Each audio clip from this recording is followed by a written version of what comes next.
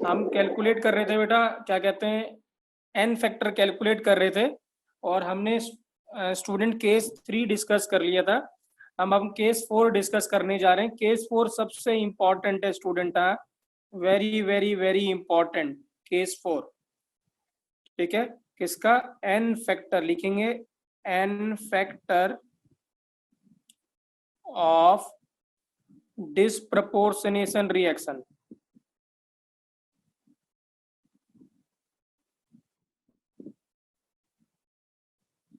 किसी disproportionation reaction का कैसे एन फैक्टर कैलकुलेट हम करेंगे। क्लियर है? ये बहुत ही इंपॉर्टेंट है स्टूडेंट, आप ध्यान से समझिएगा। ठीक है ना? लेट्स सपोज एक कल मैंने आपको क्वेश्चन दिया था डिस्प्रपोर्शनेशन का, बैलेंसिंग का, Br2 gives Br minus plus BrO3 minus. ठीक है, अब आपको क्या करना है, ध्यान से सुनिएगा। ठीक है, डिस्प्रपोर्शनेशन का एन फैक्टर कैलकुलेट करने के लिए एक बार आपने क्या किया था, Br2 से Br माइनस को बैलेंस किया था, और Br2 को BrO3 माइनस से बैलेंस किया था। अब आपको क्या करना है, फर्स्ट रिएक्शन का एन फैक्टर कैलकुलेट करो और सेकंड रिएक्शन का एन फैक्टर कैलकुलेट करके बताओ इसका एन फैक्टर क्या होगा और इसका एन फैक्टर क्या होगा। स्टूडेंट कैलकुलेट करके बताइए बेटा कितना आएगा, इस रिएक्शन का N1 कितना होगा और N2 कितना आएगा। व्हाट विल बी बेटा N1 और N2? किसी का भी आंसर अभी आया नहीं है बेटा। हाँ, व्हाट विल बी N1 और N2? N1 कितना हो जाएगा 2 और N2 कितना होगा 10। रवि आपका आंसर गलत है बेटा, अंश का आंसर सही है 2 and 10। ठीक है, देखिए क्या है, ये 0 है, ये -1 है, तो चेंज कितने का है 1 का, और इनटू एटम कितने हैं 2, तो एन फैक्टर कितना हो गया 2। यहाँ 0 और यहाँ पे कितना है +5। एग्जैक्टली बेटा 2 और 10, तो ये कितना होगा, इसका चेंज कितना है 5 और एटम कितने 2, तो कितना हो गया 10। तो इसका एन फैक्टर 2 है, इसका एन फैक्टर कितना है 10 है। अब आपको क्या फॉर्मूला अप्लाई करना है, देखिए एन फैक्टर डिस्प्रपोर्शनेशन रिएक्शन का, इस रिएक्शन का फॉर्मूला होता है 1/N1, very very important, plus 1/N2। Please याद रखेंगे बेटा क्या फॉर्मूला है, 1/N1 प्लस 1/N2। ठीक है, ये फॉर्मूला होता है डिस्प्रपोर्शनेशन का एन फैक्टर कैलकुलेट करने का, या हम इसको ऐसे भी लिख सकते हैं, that is N1 into N2/N1 plus N2, ऐसे भी लिख सकते हैं।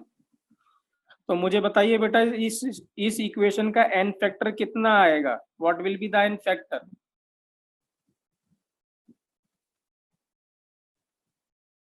क्या आएगा बेटा, नहीं 7/10 नहीं है, नहीं 3/6/10, 3/5 एग्जैक्टली 3/5। क्या होगा देखिए N1 कितना 2 इंटू 10/2 प्लस 10, तो 20 बाय कितना 12, तो दैट इज 5 बाय क्या 3, 5 बाय, बेटा देखो क्या है, सॉरी मैं दोबारा बता रहा हूँ बेटा, हाँ प्लीज ध्यान से सुनिएगा। ठीक है ना? ठीक है, ये क्या था, एक मिनट बेटा मैं दोबारा बता रहा हूँ। ठीक है ना? राइट, ये होता है, आप दोबारा लिखेंगे, ये होता है 1/NF होता है। क्या होता है 1/NF। सो दिस मीन्स क्या हो जाएगा, ये तो N1 और N2 तो ऊपर जाएगा और नीचे क्या रहेगा N1 प्लस N2। जब आप रेसिप्रोकल लेंगे तो कितना आएगा N1 into N2 upon N1 plus N2। ठीक है, तो प्लीज करेक्ट करेंगे इसको, आंसर कितना आएगा 5/3। प्लीज इसको सही करेंगे बेटा, 1/N factor is equal to कितना होगा 1/N1 प्लस 1/N2। ठीक है, so the N factor will be क्या होगा N1 into N2 upon N1 plus N2। Please याद रखेंगे क्या है N1 into N2 upon N1 plus N2। ठीक है बेटा, मैं ठीक है बेटा मैं रिपीट कर रहा हूँ। ठीक है, जो बच्चे बाद में ज्वाइन किए हुए हैं मैं रिपीट कर रहा हूँ इस चीज को। ठीक है, ध्यान से सुनिएगा, हम एन फैक्टर किसका कैलकुलेट कर रहे हैं, डिस्प्रपोर्शनेशन रिएक्शन का। डिसप्रपोर्शनेशन रिएक्शन का। ठीक है, अब डिसप्रपोर्शनेशन रिएक्शन का मैंने कल एग्जांपल दिया था, Br2 गिव्स Br माइनस और BrO3 माइनस। तो आपको क्या करना है, Br2 से एक बार Br माइनस का एन फैक्टर कैलकुलेट करना है और Br2 के साथ BrO3 माइनस का एन फैक्टर कैलकुलेट करना है। तो इसका एन फैक्टर कितना आया था 2 और इसका एन फैक्टर कितना आएगा 10। तो जो एन फैक्टर है इस रिएक्शन का वो है student N1 into N2 upon N1 plus N2। ठीक है, राइट, क्या है N1 into N2 upon N1 plus N2। तो ये कितना होगा 2/10 अपॉन 2 प्लस 10, तो कितना हो जाएगा 5/3।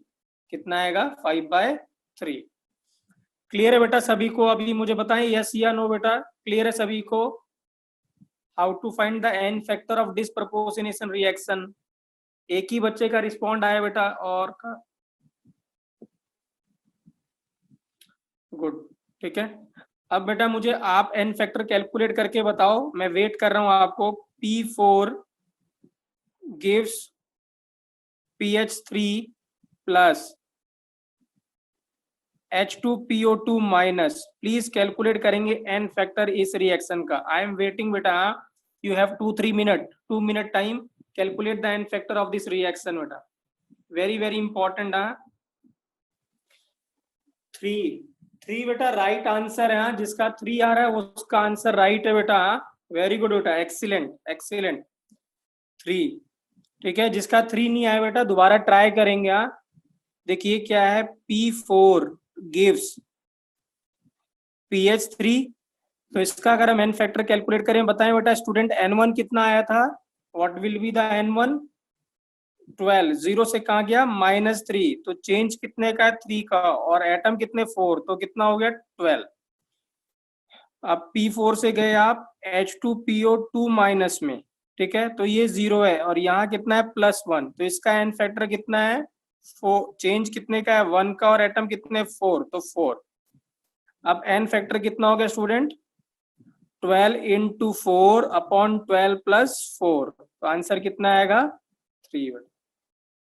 फॉस्फोरस का बेटा कितना लेंगे नहीं, फॉस्फोरस का आप कैलकुलेट करोगे ऑक्सीडेशन नंबर बेटा, लेना नहीं है आपको, यू हैव टू कैलकुलेट। क्या करना है आपको, कैलकुलेट करना है। ठीक है, कैसे कैलकुलेट करेंगे, देखिए H2PO2 माइनस फॉस्फोरस का कैलकुलेट करना है। हाइड्रोजन नॉन मेटल के साथ बॉन्डेड है, तो हाइड्रोजन का +1, तो +2 प्लस x, ऑक्सीजन का -2, तो -4 equal to -1, x -2 equal to -1, x equal to कितना +1। अभी समझ में आया बेटा कैसे आया +1? जिसने पूछा था बेटा, some student has asked how the oxidation number is +1। Clear है बेटा? क्या अभी क्लियर है आपको ये कैसे कैलकुलेट किया हमने एन फैक्टर डिसप्रपोर्शनेशन रिएक्शन का? करेक्ट बेटा, वेरी गुड वेरी गुड। ठीक है, ठीक है, अब आपको क्या करना है बेटा, हाँ ठीक है, मैं आपको क्या कह रहा हूँ, ठीक है, आप ध्यान से सुनिएगा, ठीक है ना।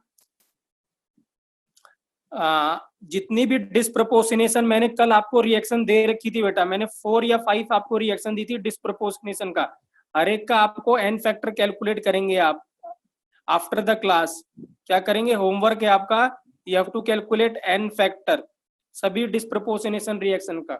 आई एम क्लियर टू यू बेटा? नहीं बेटा, एन फैक्टर को नॉर्मेलिटी नहीं कहते विवेकानंद, एन फैक्टर को नॉर्मेलिटी नहीं कहते हैं, प्लीज याद रखेंगे, N factor is not normality. Vivekanand clear है आपको?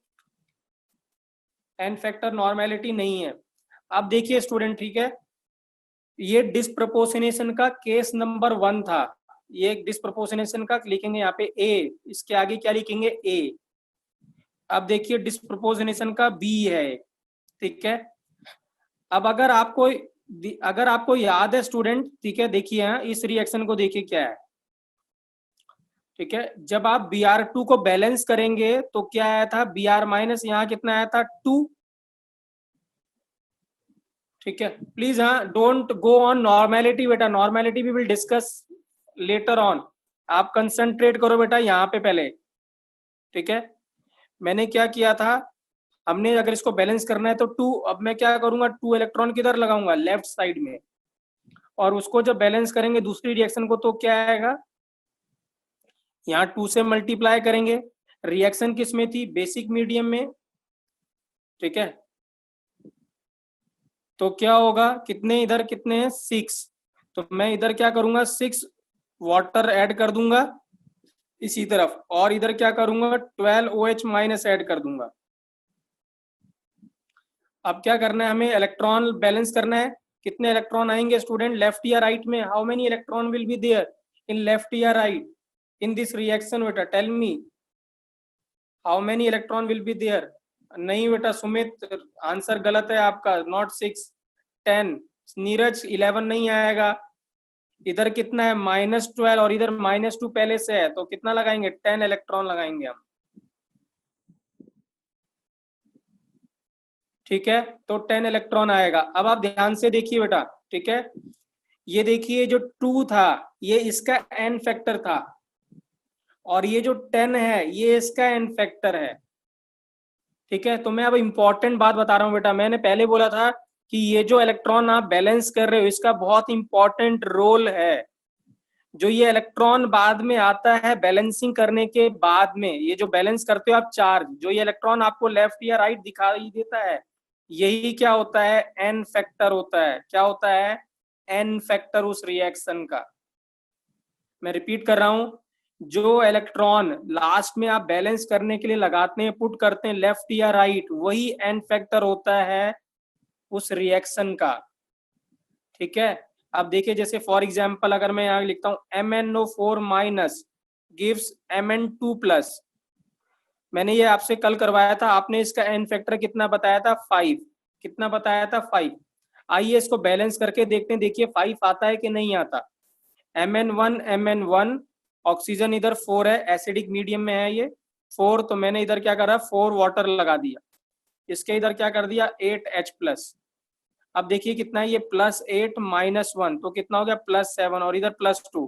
कितने इलेक्ट्रॉन लगाएं बेटा हम इस रिएक्शन में और किस साइड में, how many electron should I put, 5। किस साइड में, LHS में 5 इलेक्ट्रॉन।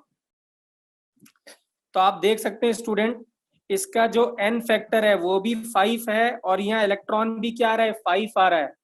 ठीक है, तो मैं रिपीट कर रहा हूं, जो ये इलेक्ट्रॉन लास्ट में आता है बैलेंसिंग, जब चार्ज बैलेंस करते हैं, वही उसका क्या होता है एन फैक्टर होता है। अभी क्लियर है बेटा सभी को कि नहीं क्लियर है। ठीक है, तो ये इलेक्ट्रॉन का बहुत इंपॉर्टेंट रोल है बेटा, अगर आप सही से बैलेंस नहीं करेंगे तो आपको एन फैक्टर नहीं मिलेगा। ठीक है, ब्रोमीन वाले में OH इसलिए है क्योंकि बेसिक मीडियम में था। ठीक है, जो भी पूछ रहा है बेटा, मैं बार बार रिपीट कर चुका हूं इसको, मैंने कल असाइनमेंट भी दिया था और कल भी ये क्वेश्चन कराया था। ठीक है, balancing in basic, balancing of disproportionation reaction में भी कराया था। अब देखिए इसका केस, डिस्प्रोपोर्शनेशन केस का हम सेकंड केस रिपीट कर रहे हैं। सेकंड केस अभी मैंने बताया नहीं है स्टूडेंट, हाँ केस 1 पहले ये केस 1 था, Br2 गिव्स Br- और BrO3-, ये केस 1 था।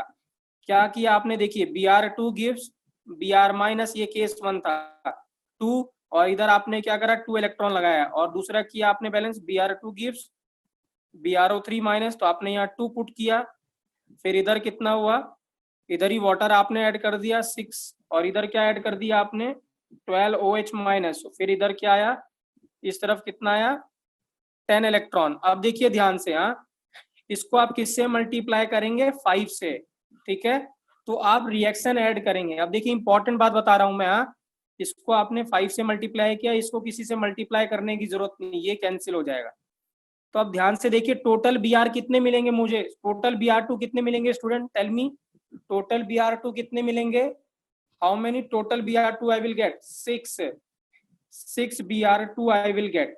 अब ध्यान से देखिए, हाँ अब इंपॉर्टेंट बात बता रहा हूं मैं, ये जो 6 Br2 हमें मिले हैं, क्योंकि 5 ये वाला और एक ये वाला, 5 में से 6 में से 5 तो किस में गया, इस रिएक्शन में पार्ट लिया, और एक किस में गया, इस वाले रिएक्शन में गया।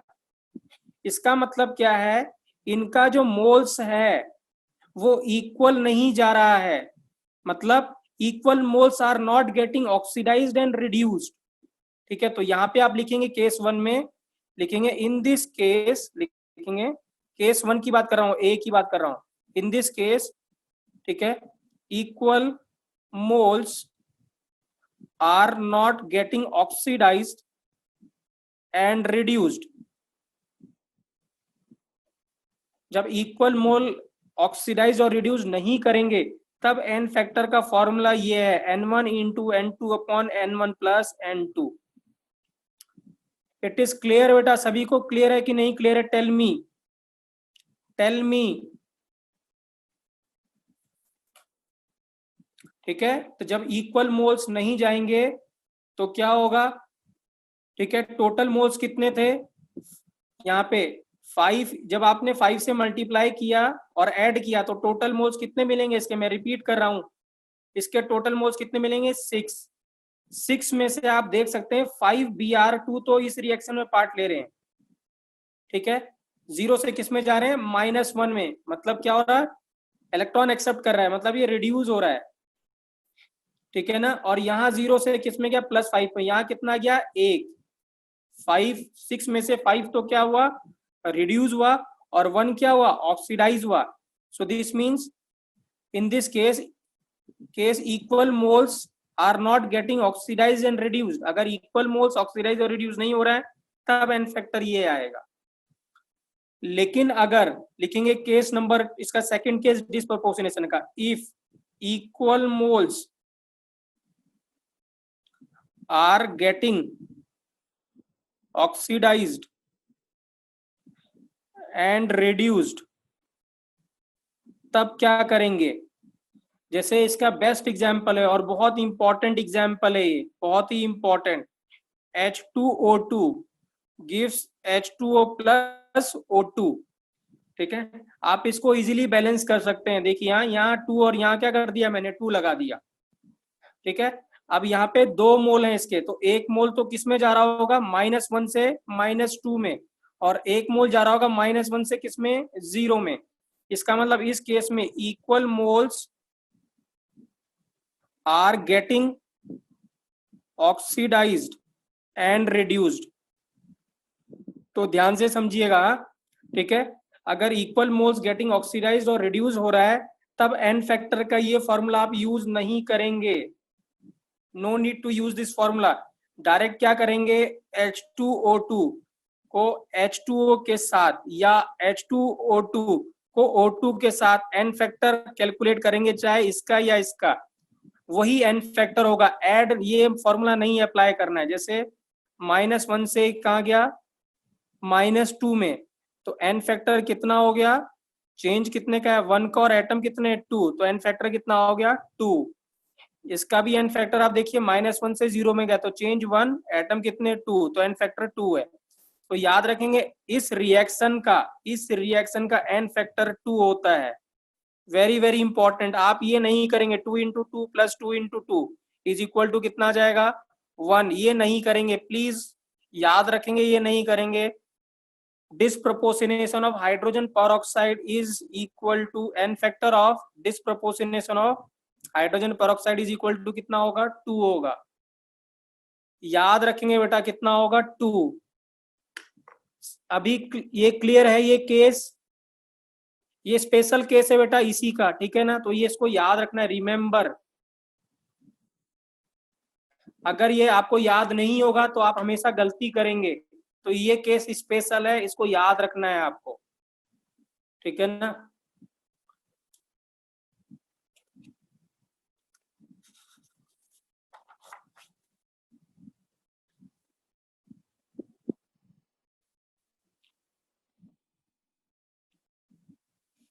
ठीक है।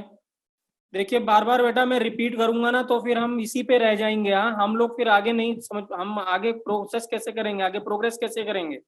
ठीक है, प्लीज एक बार में ध्यान से समझिए मैं क्या कह रहा हूँ। 2H2O क्या है?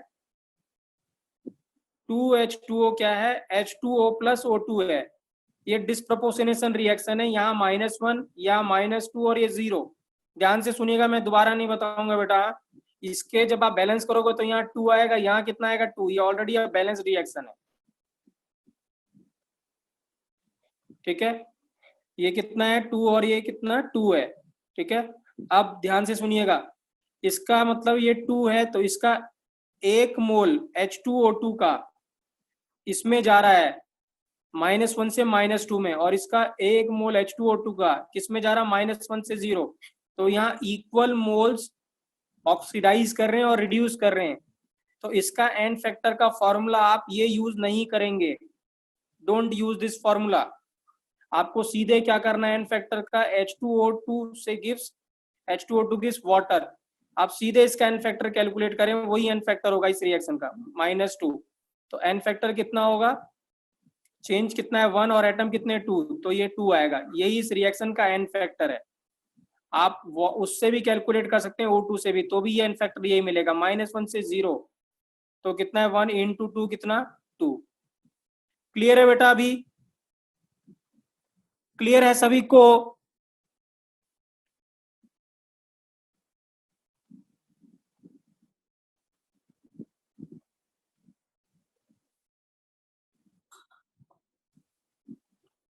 ठीक है, लास्ट केस, केस नंबर बेटा 5, लास्ट केस लिखेंगे, केस नंबर 5।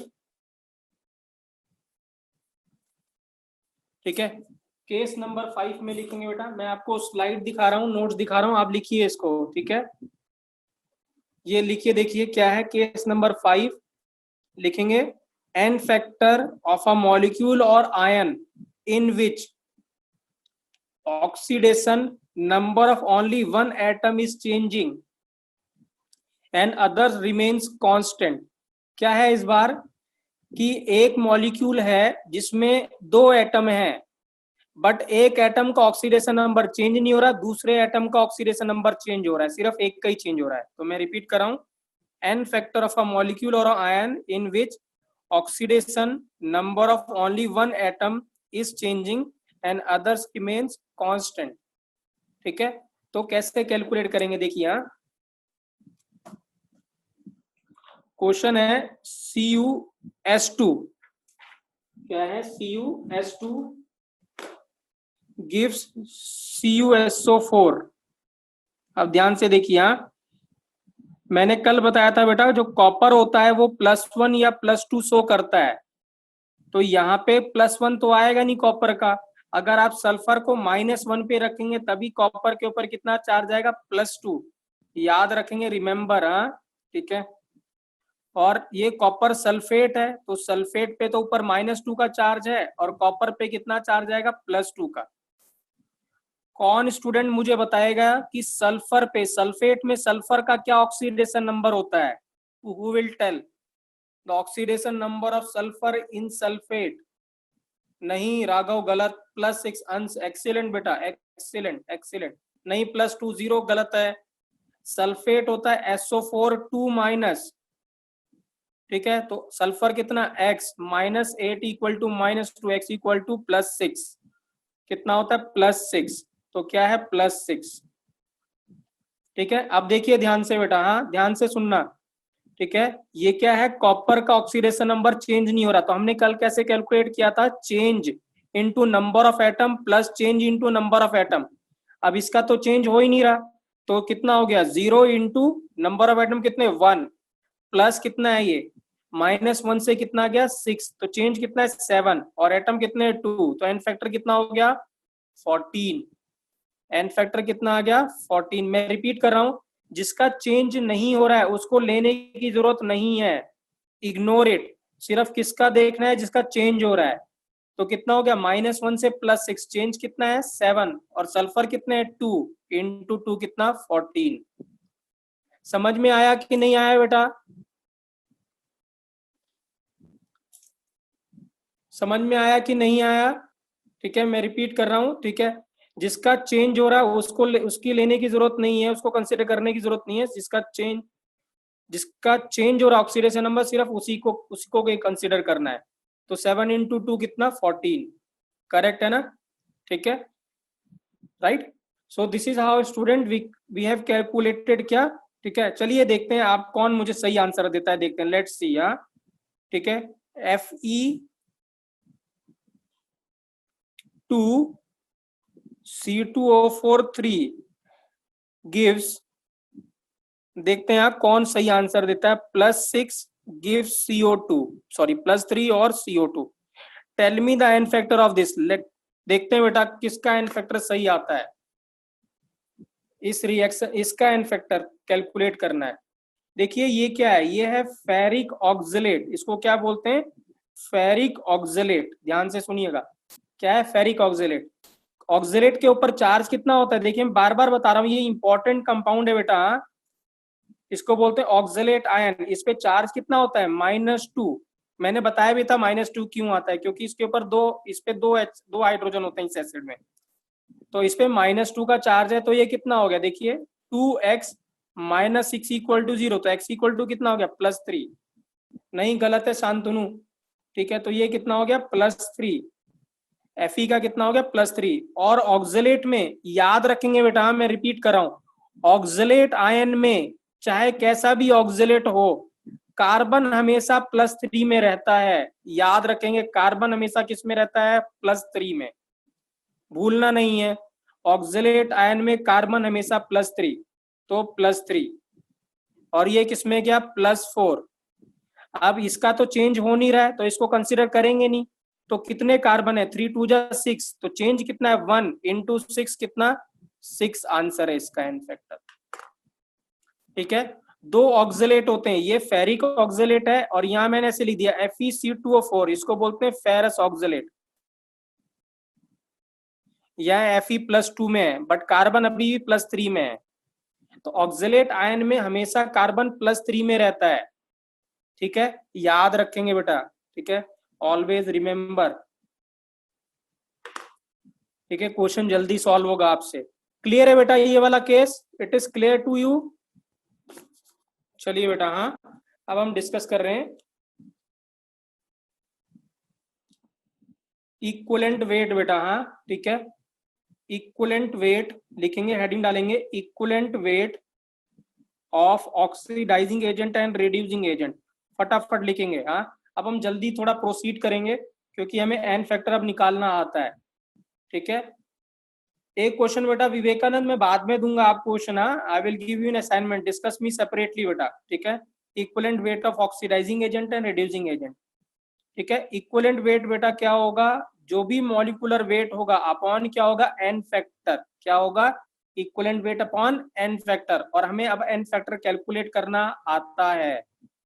करेक्ट बेटा, ठीक है। अब ठीक है, कॉमन लिखेंगे बेटा, common oxidising agent, very very important. Common oxidising agent, जो ऑक्सीडाइजिंग एजेंट आपको याद रखने वो कौन सा है? देखिए ठीक है, सबसे पहले हम डिस्कस कर रहे हैं, ठीक है, KMnO4। क्या है? KMnO4 पोटेशियम पर मैग्नेट। क्या है? पोटेशियम पर मैग्नेट। KMnO4 इज पोटेशियम पर मैग्नेट।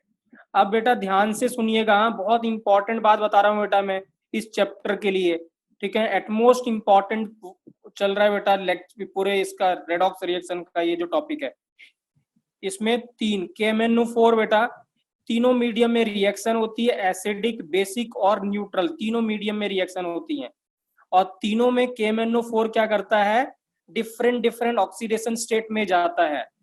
अगर KMnO4 को आपने एसिडिक मीडियम में रिएक्शन करवा रहे हैं, किसमें? एसिडिक मीडियम में, H+ के प्रेजेंस में, तो जो KMnO4 का जो ऑक्सीडेशन नंबर होगा वो चेंज हो जाएगा, किसमें? +2 में जाएगा। तो KMnO4 किसमें है? +7 में है Mn का, और चेंज क्या होगा? Mn+2 में। जैसे अगर आप क्या कर रहे हैं, MnO4 की रिएक्शन आप किसमें? H2SO4 के प्रेजेंस में करा रहे हैं, ठीक है, तो हमें मिलता है MnSO4। क्या मिलता है? MnSO4। तो ये +7 से किसमें गया? सल्फेट पे, तो -2 है, तो इस पे कितना हो गया? +2। मुझे कौन बताएगा what is the N factor of this reaction? इसका एन फैक्टर क्या है? फटाफट बताएंगे बेटा, एन फैक्टर 5। Excellent excellent. तो रिमेंबर रिमेंबर रिमेंबर, बार बार बोल रहा हूं बेटा, मैं रिपीट कर रहा हूं, मैं KMnO4 प्लीज लिखेंगे यहाँ, KMnO4 n factor, KMnO4 n factor in acidic medium is 5। Very very important line, क्या है? 5। सेकंड, KMnO4 का रिएक्शन अगर आप बेसिक मीडियम में करा रहे हैं बेटा, किसमें?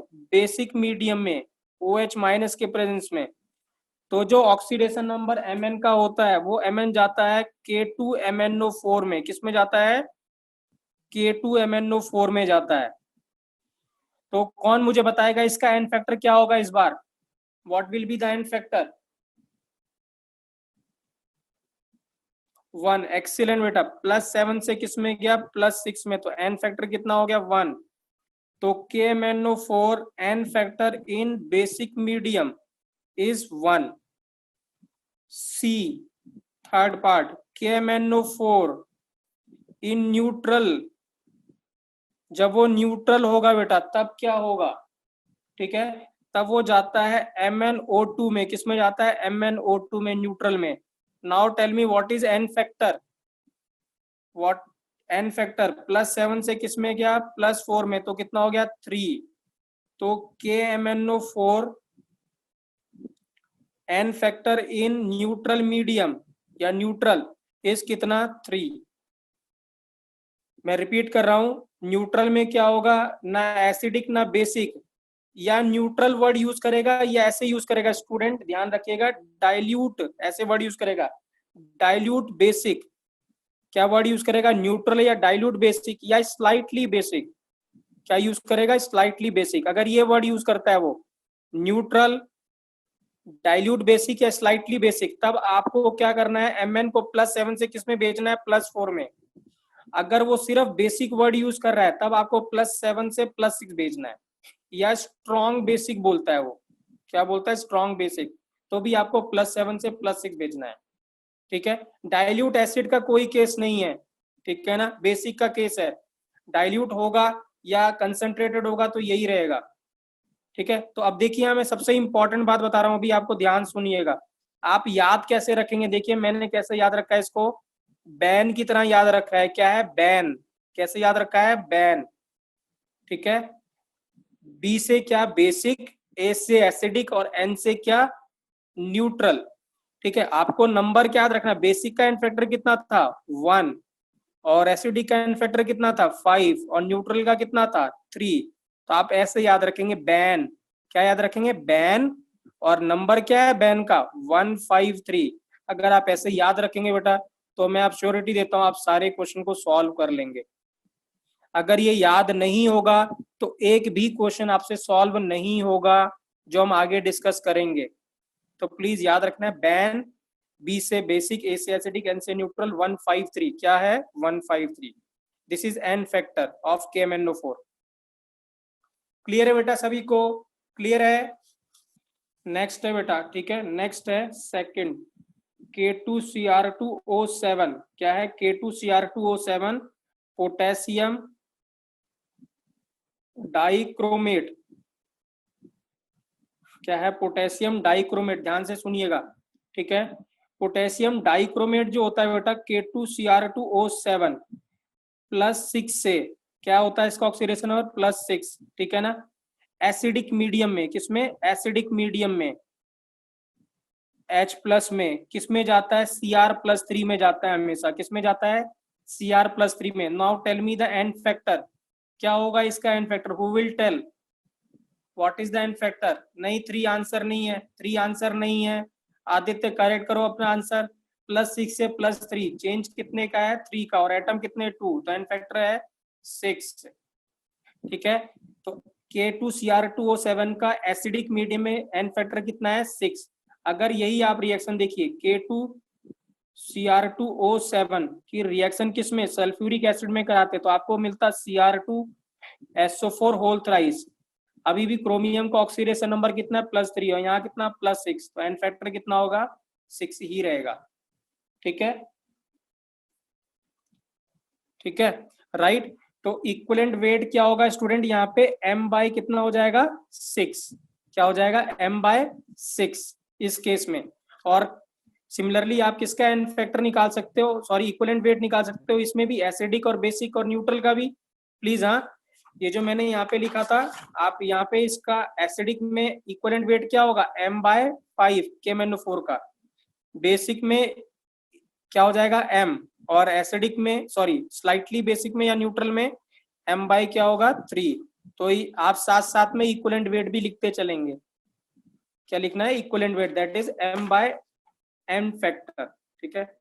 अब देखिए बेटा मैं आपको इंपॉर्टेंट बात बता रहा हूँ यहाँ पे, जो K2Cr2O7 होता है ना वो स्टेबल होता है एसिडिक मीडियम में। किसमें स्टेबल होता है, एसिडिक में।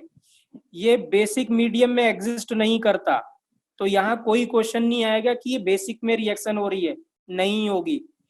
मैं रिपीट कर रहा हूँ, K2Cr2O7 stable only in acidic medium, basic medium में एग्जिस्ट नहीं करता है, तो यहाँ बेसिक का कोई क्वेश्चन नहीं आता। अब देखिए क्या है, बेसिक मीडियम में क्या होता है, क्या एग्जिस्ट करता है, ये एग्जिस्ट करता है। देखिए K2CrO4 एग्जिस्ट करता है किसमें, बेसिक मीडियम में। इसका क्या नाम है, पोटेशियम क्रोमेट, क्या नाम है इसका, पोटेशियम क्रोमेट। तो पोटेशियम क्रोमेट स्टेबल होता है बेसिक मीडियम में, ठीक है ना, और पोटेशियम डाइक्रोमेट स्टेबल होता है एसिडिक मीडियम में। तो कभी भी अगर बेसिक मीडियम में रिएक्शन करानी होगी तो हम क्या लेंगे, क्रोमेट लेंगे। और अब क्या होगा बेसिक मीडियम, बट जो ऑक्सीडेशन नंबर होगा, अगर कौन मुझे बताएगा K2CrO4 में ऑक्सीडेशन नंबर Cr का क्या होगा, who will tell what is the oxidation number of Cr, +6। नहीं नीरज, +6 है, कितना है +6। अब जब आप बेसिक में करेंगे तो फिर से किस में जाएगा बेटा, +3 में जाता है, किस में जाता है, +3 में। नाउ टेल मी बेटा, ठीक है, किस में जाता है, +3 में। Who will tell what is the N factor of this reaction, what is the N factor of this reaction, 3। Excellent. तो इसका इक्विवेलेंट वेट क्या हो गया, m बाय कितना 3। तो याद रखेंगे बेटा, equivalent weight of potassium dichromate is m by 6 और क्रोमेट का क्या है m बाय 3, याद रखना है इसको, ठीक है, राइट, ठीक है। देखिए हाँ, जैसे ही, अब मैं एक और बात बता रहा हूं आपको, जैसे ही आप क्या करोगे, देखिए Cr2O7 2- को, क्योंकि ये तो किसमें स्टेबल होगा, एसिडिक में, जैसे ही क्या करोगे आप पोटेशियम डाइक्रोमेट में आप क्या कर दोगे, बेस डाल दोगे, क्या ऐड कर देंगे हम, बेस, तो ये तुरंत कन्वर्ट हो जाएगा क्रोमेट आयन में।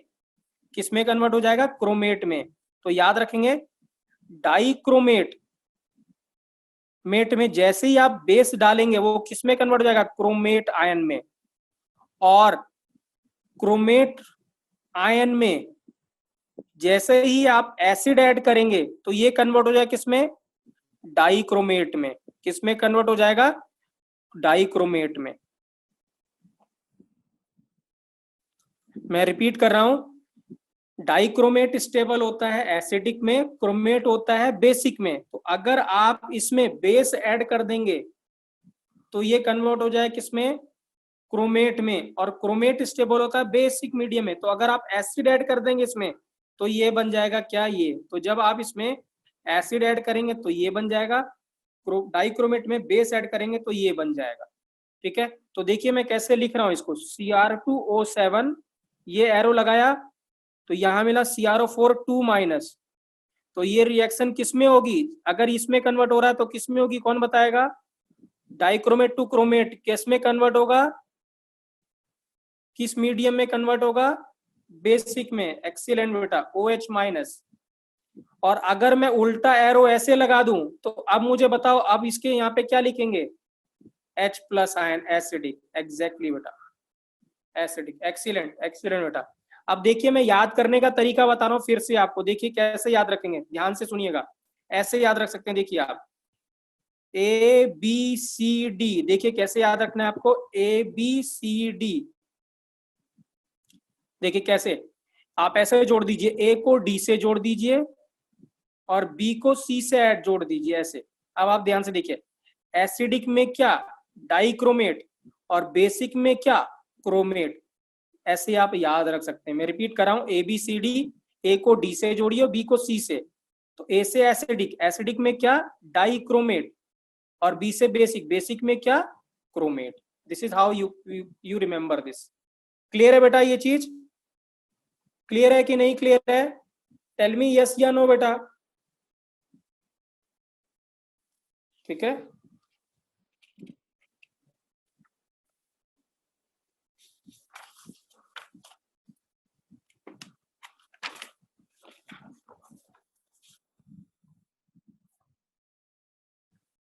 ठीक है। तो और फटाफट अब नेक्स्ट है थर्ड ऑक्सीडाइजिंग एजेंट। तीसरा ऑक्सीडाइजिंग एजेंट है HNO3 बेटा। क्या है? HNO3, नाइट्रिक एसिड है ना। तो nitric acid is also an oxidising agent, but ये एसिड भी और ऑक्सीडाइजिंग एजेंट भी है। तो अगर हम ऐसे लिखते हैं, देखिए HNO3 gives NO3 minus, so this is acting as an क्या एसिड। तो यहाँ जो इक्वलेंट वेट होगा वो M अपॉन क्या होगा बेसिसिटी, दैट इज M हो जाएगा, क्योंकि यहाँ कैसे बिहेव कर रहा है, एसिड की तरह बिहेव कर रहा है। लेकिन अगर HNO3 ऑक्सीडाइजिंग एजेंट भी है तो वो अपना ऑक्सीडेशन नंबर अगर चेंज करता है तो this means it is acting as an oxidising agent. तो लेट्स सपोज HNO3 गिव्स क्या NO2 में जा रहा है। तो कौन बताएगा व्हाट इज एन फैक्टर? यहाँ पे क्या एन फैक्टर होगा इसका? What will be the N factor? HNO3 से NO2 नहीं, 1 आएगा बेटा। +5 से कहाँ गया? +4, तो एन फैक्टर कितना है? 1, तो इक्विवेलेंट वेट आएगा M/1। ठीक है,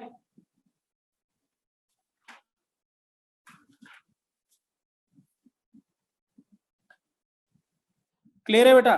तो याद रखेंगे, अगर आप कंसंट्रेटेड नाइट्रिक एसिड लेते हैं तो ये +5 से +4 में जाएगा। अगर आप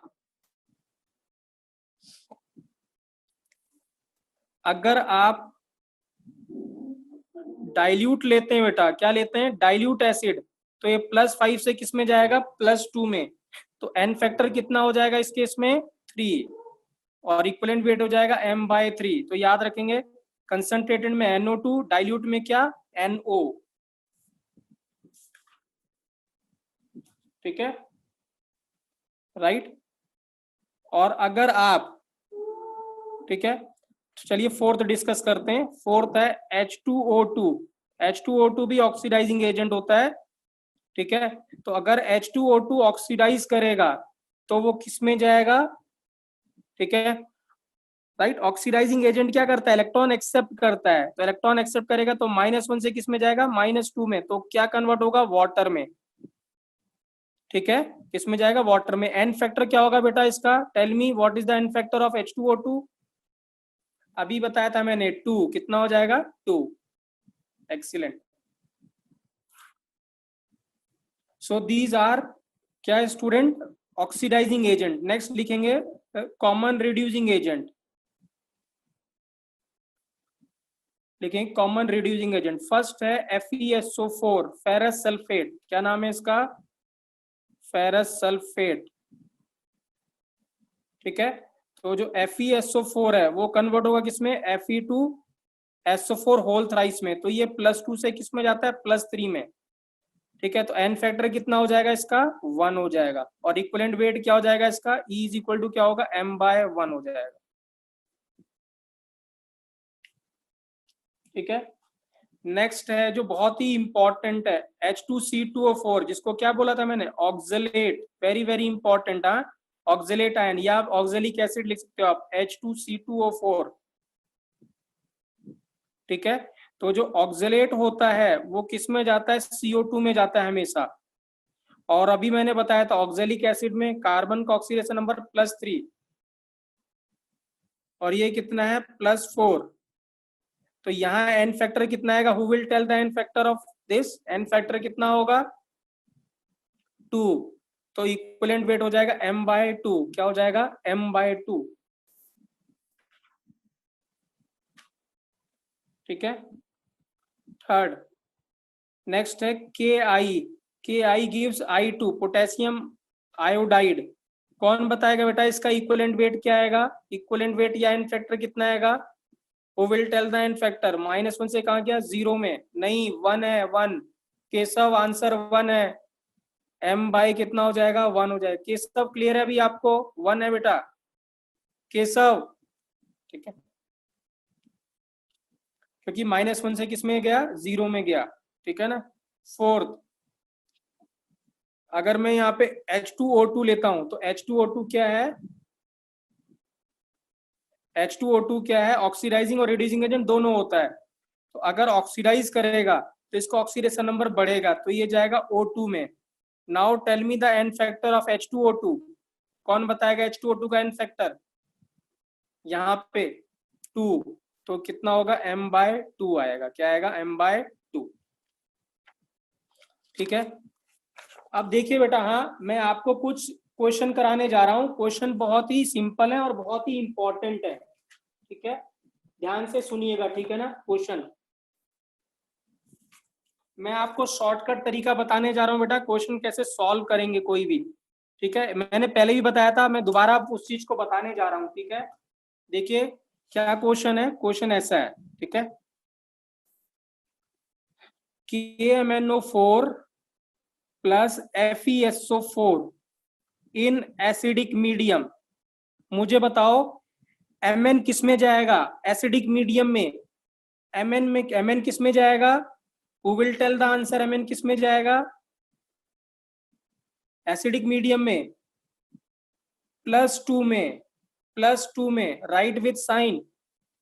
और Fe क्या है यहाँ पे? +2, तो Fe किस में जाएगा? ऑक्सीडाइज होगा। Fe किस में जाएगा? +3 में, ठीक है। तो ये क्या है? +7, +2 और +3, ठीक है, ठीक है। देखिए क्या वो ऐसे क्वेश्चन देगा आपसे, पूछेगा कि इस पूछेगा क्वेश्चन क्या आएगा बेटा कि how many moles of KMnO4 is required from 1 mole of FeSO4 in acidic medium. तो पहले आपको प्रिडिक्ट करना पड़ेगा प्रोडक्ट क्या बनेगा। तो प्रोडक्ट क्या बनेगा हमें पता है, एसिडिक मीडियम में Mn +7 से किस में जाता है? +2 में। और अभी हमने देखा था Fe ऑक्सीडाइज करता है +2 से किस में? +3 में। तो अब देखिए इसका एन फैक्टर कितना है? Who will tell the N factor of this? कितना एन फैक्टर है? Who will tell the answer? N factor कितना है? 5। और इसका कितना एन फैक्टर है? 1। सो अब मैंने क्या बताया था, क्या करेंगे? क्रॉस मल्टीप्लाई करेंगे। क्रॉस मल्टीप्लाई मतलब ये इसके आगे लगाएंगे और 5 इसके आगे ही पुट करेंगे। तो ये कितना हो जाएगा? 1 KMnO4 प्लस 5 FeSO4, ठीक है। इसका मतलब हम कह सकते हैं कि 1 मोल KMnO4 के लिए कितने मोल चाहिए? 5 मोल चाहिए हमें FeSO4 चाहिए। क्लियर है कि नहीं क्लियर है बेटा? टेल मी, ये इंपॉर्टेंट क्वेश्चन है बहुत। चलिए हाँ, मुझे आप बताना, हाँ मैं फिर से क्वेश्चन दे रहा हूं। H2C2O4 plus KMnO4 in acidic medium, ठीक है। मुझे बताओ यहाँ पे Mn पे क्या लिखूंगा मैं? व्हाट विल Mn पे क्या आएगा? Mn पे क्या आएगा? What will be the oxidation number? Mn, हाँ Mn क्या आएगा? +2। और मुझे बताओ इसका क्या मिलेगा? मुझे इसका ऑक्जेलिक एसिड का क्या मिलेगा? Who will tell the answer? Oxalic acid का क्या मिलेगा यहाँ पे? नहीं, ऑक्जेलिक एसिड का इसका क्या मिलेगा? यहाँ पे प्रोडक्ट क्या मिलता है ऑक्जेलिक एसिड का? नहीं, सब गलत बोल रहे हैं। मैंने अभी बताया था आपको, रॉन्ग आंसर है, रॉन्ग आंसर है। CO2 is the right answer. अभी मैंने बताया था जो ऑक्जेलेट है वो कन्वर्ट होता है किसमें? CO2 में। प्लीज याद रखेंगे किसमें कन्वर्ट होता है? CO2 में। तो ये किसमें जाएगा? ऑक्जेलिक एसिड किसमें जाएगा? CO2 में, ठीक है। अब मुझे बताओ बेटा इसका कोफिशिएंट और इसका कोफिशिएंट कितना आएगा? What is the coefficient of KMnO4 और H2C2O4? टेल मी, क्या कोफिशिएंट आएगा इन दोनों का स्टाइकोमेट्रिक? फटाफट बताएंगे। 2 किसका? चंदन 2 किसका आएगा? 1 और 5, 2 और 5, 2 5 राइट आंसर है, हाँ ठीक है। देखिए क्या है, इसका चेंज कितना है? 5 और इसका एन फैक्टर कितना है? 2।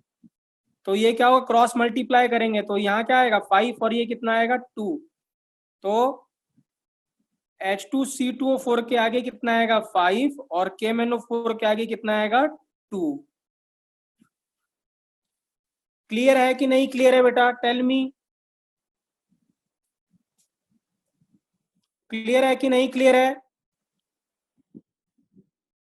सभी बच्चों को क्लियर होना चाहिए बेटा, ये सब बहुत इंपॉर्टेंट क्वेश्चन है, डेफिनेटली क्वेश्चन आएगा ही आएगा, कोई इफ एंड बट नहीं है, ये क्लियर होना चाहिए। शॉर्टकट जो मैं बता रहा हूं आपको, ये अगर आप करनी पड़ेगी और फिर वो जल्दी बैलेंस नहीं होगी और आप क्वेश्चन कर नहीं पाओगे। यस, ऐसा ही आएगा क्वेश्चन, ऐसा ही आएगा। ऑब्जेक्टिव क्वेश्चन में वो आपसे बैलेंसिंग नहीं कराएगा, ठीक है? नहीं बेटा, एन फैक्टर पॉजिटिव नहीं हो सकता कभी, पॉजिटिव एन फैक्टर क्या है बेटा, चेंज। जिसने भी पूछा है बेटा, एन फैक्टर है चेंज, आपको मैग्नीट्यूड लेना है सिर्फ, क्या लेना है, मैग्नीट्यूड, नो साइन, मैग्नीट्यूड लेना है सिर्फ, ठीक है? एक और क्वेश्चन देखिए, अब मैं दे रहा हूं, देखिए ध्यान से सुनिएगा, FeC2O4, very very very important, जितने वेरी लगाए उतने कम इस क्वेश्चन के लिए। FeC2O4 plus KMnO4 in acidic medium. अब ध्यान से देखिए बेटा, Fe का साइन क्या है, वाई Fe का ऑक्सीडेशन नंबर क्या है, कौन बताएगा Fe का oxidation number, who will tell? तो oxidation number of Fe +2, excellent, +2। और ऑक्सलेट में कार्बन का, ऑक्सलेट में कार्बन का, ऑक्सलेट में कार्बन का +3, +3, +3, ठीक है? और MnO4 में Mn का कितना, +7। अब ध्यान से देखिए, यहाँ Mn तो किस में जाएगा, Mn +2 में, कार्बन किस में जाएगा, CO2 में, और Fe किस में जाएगा, Fe3+ में। अब कौन मुझे बताएगा कि इसका कोफिशिएंट और इसका कोफिशिएंट क्या आएगा? देखते हैं बेटा कौन सही आंसर बताता है। मैंने प्रोडक्ट बता दिया, अभी क्या बनेगा देखते हैं, who will tell the right answer. जिसका भी राइट आंसर है बेटा, हाँ ठीक है ना, तो इसका मतलब उसको पूरा कमांड है इस चैप्टर में, इस टॉपिक में। नहीं बेटा, 5-1 गलत आंसर है, अंकुश गलत आंसर है, गलत, 5-2 भी गलत है, 5-2 भी गलत है, हनी 5-4 भी रॉन्ग है, 4 भी रॉन्ग है, रॉन्ग रॉन्ग रॉन्ग, ठीक है? देखिए क्या है, हाँ एक्सीलेंट बेटा, एक्सीलेंट, किसी ने बताया है 5 और 3, 5 और 3 इज द करेक्ट आंसर बेटा, मुस्कान एक्सीलेंट बेटा, 5 और 3, सुहानी बिल्कुल सही आंसर है आपका भी, ठीक है? देखिए कैसे, प्लीज ध्यान से सुनिएगा बेटा, अभी मैं इंपॉर्टेंट, फिर हम लोग लेक्चर फिनिश करेंगे, ध्यान से सुनिएगा इस क्वेश्चन को। देखिए क्या है, Fe का कितना जा रहा है, +2 से +3 गया, तो चेंज कितना हुआ 1, और Fe कितने हैं 1 प्लस। ध्यान से देखिए, कार्बन किस में जा रहा है, +3 से +4, तो चेंज कितने का है 1 का, बट Fe कितने है 2, तो एन फैक्टर इसका कितना है 3, ना कि 2। वेरी वेरी इंपॉर्टेंट, यही गलती होती है। और इसका एन फैक्टर कितना है 5, क्रॉस मल्टीप्लाई करेंगे तो इसका क्या आएगा 5 FeC2O4 प्लस 3 KMnO4। क्लियर है बेटा कि नहीं क्लियर है? ठीक है, प्लीज हाँ ध्यान से सुनिएगा मैं आपको क्या बोल रहा हूं, ठीक है ना? जो मैंने सारे केसेस कराए हैं बेटा एन फैक्टर के, वो याद होने चाहिए आपको, क्योंकि देखिए ये वाला केस कौन सा था, ये केस नंबर 3 था, जिसमें दोनों ही एटम का ऑक्सीडेशन नंबर चेंज हो रहा है और इंक्रीज कर रहा है, मतलब ऑक्सीडाइज कर रहे हैं दोनों के दोनों, तो ऐड करते थे, यहाँ पे क्या करते थे, ऐड, भूलना नहीं है। क्लियर है बेटा? तो मुझे बताएं आज का वीडियो लेक्चर आपको क्लियर है कि नहीं क्लियर है बेटा? यस, नोट्स मिलेंगे बेटा, मैं नोट्स प्रोवाइड करूंगा, don't worry about the notes. Last के ये क्वेश्चन क्लियर होने चाहिए बेटा, ठीक है? तो मैं कुछ क्वेश्चन आपको दूंगा, 5 या 6 क्वेश्चन, आपको करना क्या है देखिए बेटा, रिकॉर्डेड लेक्चर मिल जाएगा बेटा, हाँ I will try to give you by today evening और टुमारो मॉर्निंग आपको मिल जाएगा। देखिए क्या करना है आपको, जो भी मैंने कल क्वेश्चन दिए थे बेटा, सबका आपको इक्विवेलेंट वेट लिखना है, सबका क्या लिखना है, equivalent wait, m upon n factor. n factor आपने कैलकुलेट कर लिया है सभी का, तो आप क्या करेंगे, इक्विवेलेंट वेट साथ साथ में उसका इक्विवेलेंट वेट भी लिखेंगे, that is m upon n factor. Correct है? क्या करना है, जितने भी कल मैंने क्वेश्चन दिए थे आपको, हर एक का आपको n इक्विवेलेंट वेट लिखना है, that is m upon n factor. ठीक है, और आज का लेक्चर रिवाइज करना है, ठीक है ना। जो भी नोट्स आपने दिए मैं नोट्स अभी आपको भेज दूंगा। और क्या है, मैं कुछ क्वेश्चन और दूंगा ऐसे इस टाइप के, जो ये इंपॉर्टेंट बता रहा हूं मैं बहुत, ये ऐसे वाले आप खुद ट्राई करना। कोई डाउट है? या m is molecular mass, exactly m क्या है, मॉलिकुलर मास या मॉलिकुलर वेट। ठीक है, तो आप सॉल्व करना बेटा।